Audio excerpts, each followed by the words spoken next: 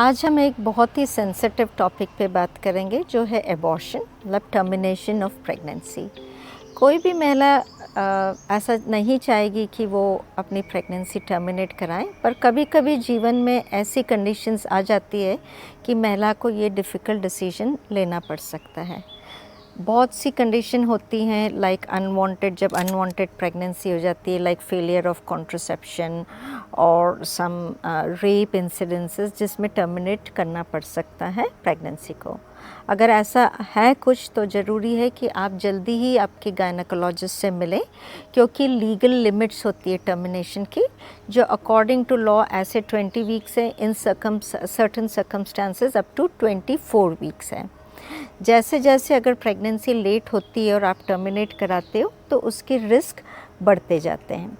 तो जो महिलाएं अबॉर्शन कराना चाहती हैं वो ज़रूरी है कि अपने गायनेकोलॉजिस्ट से मिलें ताकि वो प्रॉपर हिस्ट्री लें।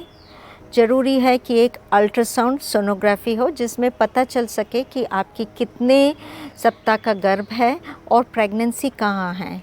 कभी कभी प्रेगनेंसी ट्यूब में भी हो सकती है और ऐसे में अगर आप ऐसे ही दवा ले लेते हैं टर्मिनेशन के लिए तो वो आपकी जान के लिए बहुत खतरा हो सकता है।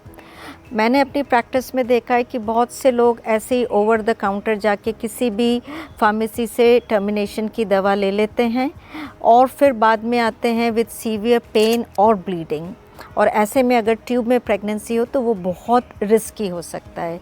इसलिए ज़रूरी है कि आप प्रॉपर चैनल से जाएं, जो कि है कि आप गायनेकोलॉजिस्ट को देखें, सोनोग्राफी कराएं, ज़रूरी ब्लड टेस्ट कराएं और हर टर्मिनेशन के लिए एक फॉर्म भरने पड़ते हैं जो गवर्नमेंट ने दिए हुए हैं।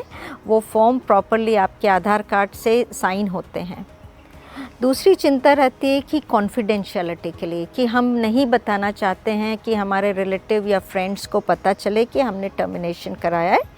तो आप अश्योर रहें कि ये सारी चीज़ें बहुत कॉन्फिडेंशियली होती है, आपका नाम कहीं पे भी डिस्क्लोज़ नहीं होता है और ये ट्रीटिंग डॉक्टर और हॉस्पिटल की रिस्पॉन्सिबिलिटी रहती है कि इस मैटर को कॉन्फिडेंशियली रखा जाए।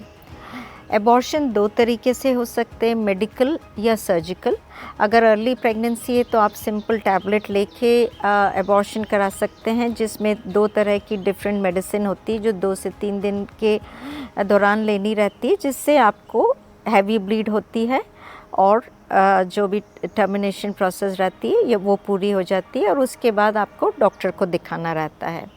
कोई लोग सर्जिकल मेथड्स प्रेफर करते हैं जो कि एनेस्थीसिया के दौरान होती है और हॉस्पिटल में होती है।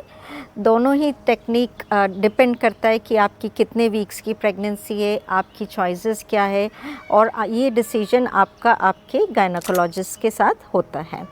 सो ये बेसिक इन्फॉर्मेशन है टर्मिनेशन के बारे में जो आपको पता होनी चाहिए।